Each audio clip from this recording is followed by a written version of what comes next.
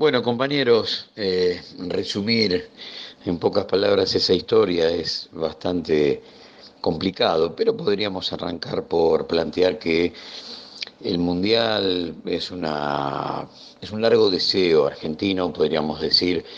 que desde 1938 está en lista de espera cuando se hablaba de la alternancia entre el norte y el sur,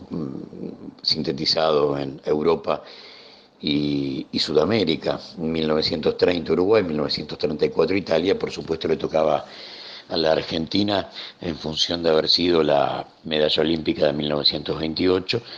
la medalla de plata y haber sido el segundo puesto en Uruguay en 1930. El mérito futbolístico indicaba que Argentina tenía que quedarse con ese mundial. Europa se apodera de la FIFA y entonces eso no se da, el 38 será para Francia, después llegará por supuesto la Segunda Guerra Mundial y todo queda anestesiado hasta 1950 cuando regresa al Mundial y también a Sudamérica, pero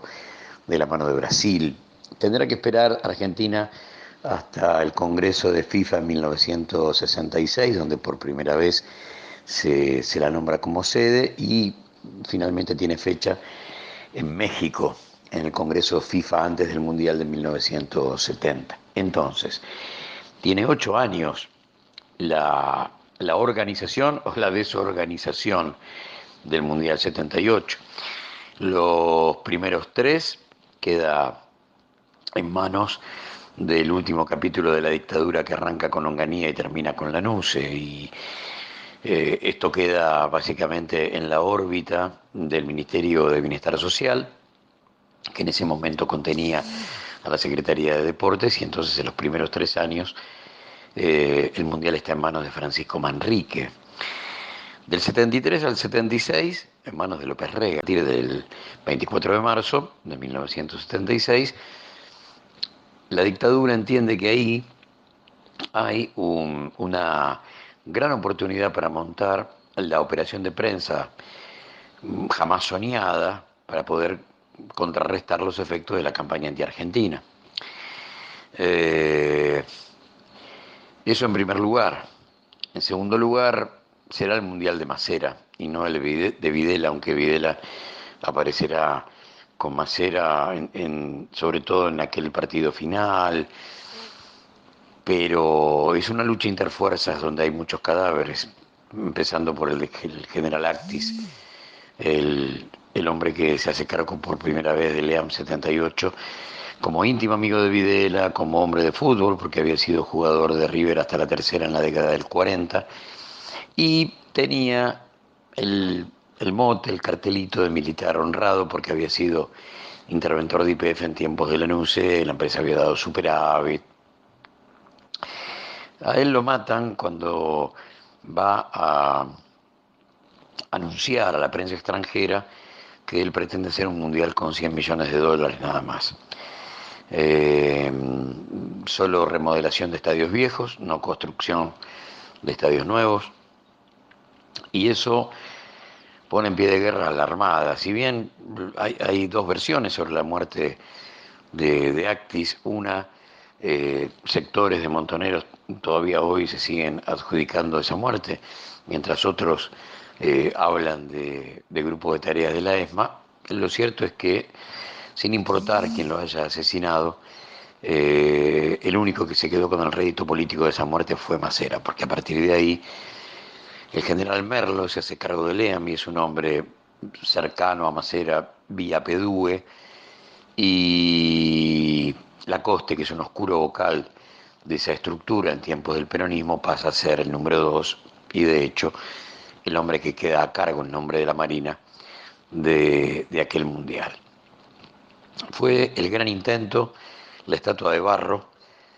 que empieza a morir de muerte natural, como todas las estructuras que había montado la última dictadura a partir de la caída de la plata dulce, fruto del quiebre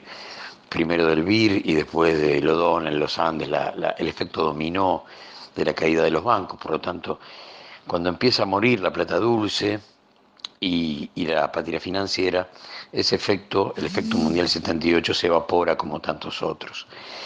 Así que a veces me parece que somos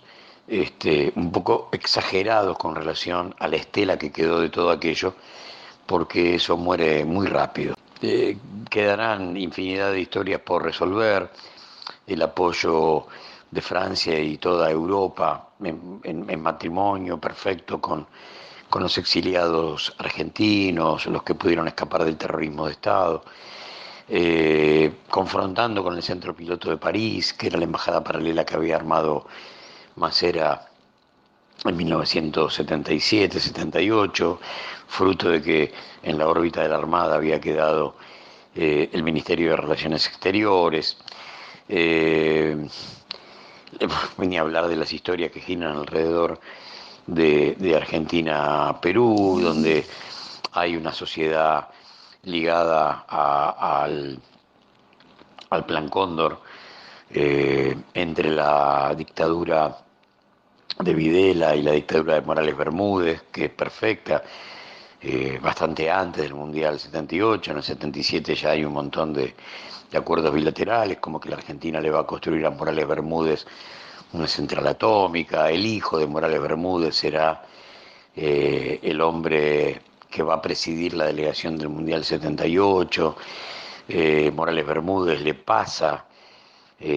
más de 10 presos políticos para que Videla, en el marco del Plan Cóndor, haga lo que le parezca. Finalmente el caso estalla en Europa y entonces quedan con vida, no pasan por Orletti, pero los custodia Videla a pedido del dictador peruano. Digamos, la relación era muy fuerte. Y por supuesto la visita de Videla y Kissinger en el vestuario antes del partido a la delegación peruana es uno de los datos políticos más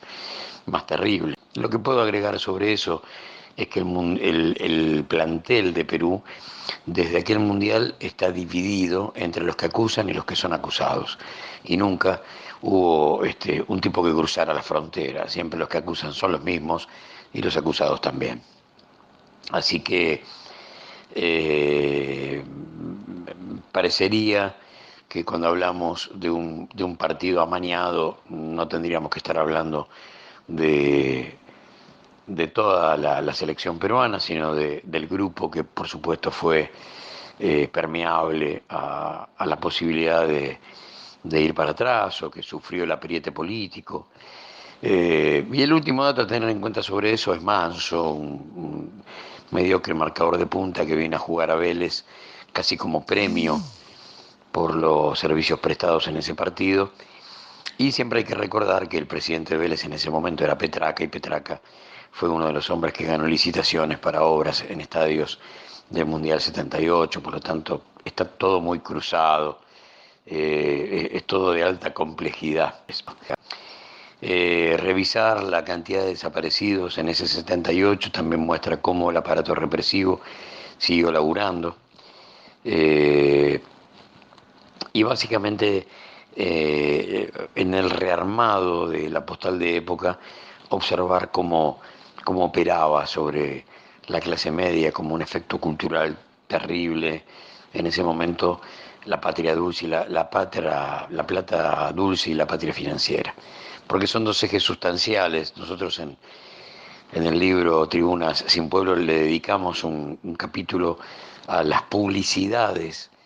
que se leían, se escuchaban en ese momento,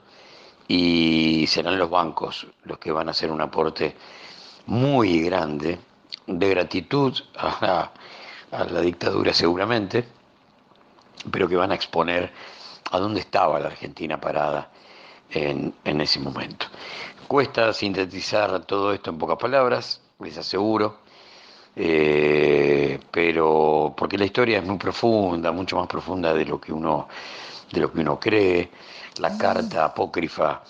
de Ruth Kroll, el capitán de Holanda, su hija, en el gráfico, escrita por el Cabezón Romero, corresponsal del gráfico en Mendoza, aquello de tranquilo que los soldaditos de sus fusiles salen flores, Argentina es el mundial de la vida, el mundial de la paz. Bueno, podemos estar horas hablando sobre aquello que fue